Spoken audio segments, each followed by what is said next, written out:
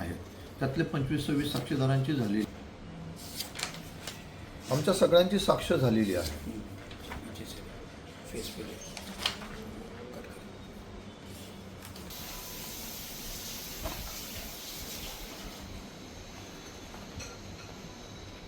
ही केस जी आहे ना, ही निवडणुकीच्या दरम्यान झालेली आहे 2009ला. 2009ला लोकसभेची निवडणूक होती. त्या निवडणुकीमध्ये राष्ट्रवादीचे उमेदवार म्हणून वसंत डावखरे होते आणि शिवसेनेचे उमेदवार आनंद परांजपे होते. आणि उद्धव साहेबांची एक जाहीर सभा होती. त्या सभेमध्ये एक शिडी दाखवण्यात आली. ती शिडी कुठून आणली, कशी आणली त्याची काही मला कल्पना नाही, परंतु ती शिडी दाखवण्यात आली. त्या शिडीमध्ये आक्षेपार्ह असे वक्तव्य केलं होतं वसंत डावखरे साहेबांनी.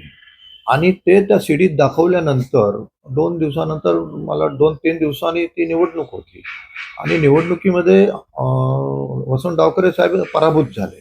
परंतु पराभूत होण्यापूर्वीच त्यांनी ती आमच्यावरती गुन्हा दाखल केला आणि तो त्याच दिवशी रात्री, ज्या दिवशी सभा झाली त्या दिवशी रात्री त्यांनी गुन्हा दाखल केला.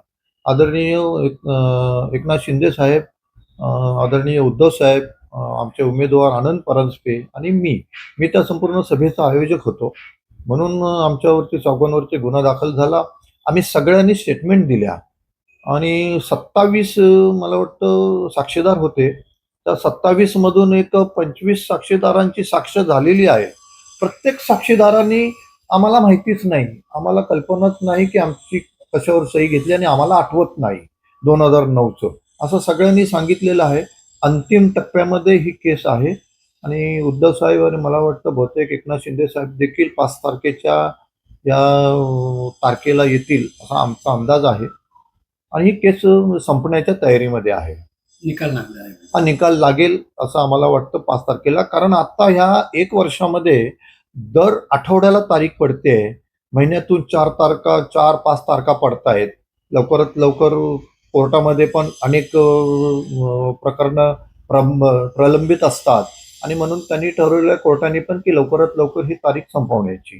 त्याच्यामुळे 5 तारखेला काय निकाल लागेल तो आपल्या सगळ्यांना कळेल. उद्धव ठाकरे साहेबांना बोलवण्यात आलेलं आहे आणि शिंदे साहेबांची व्हिडिओ कॉन्फरन्सद्वारे झालेली आहे साक्ष.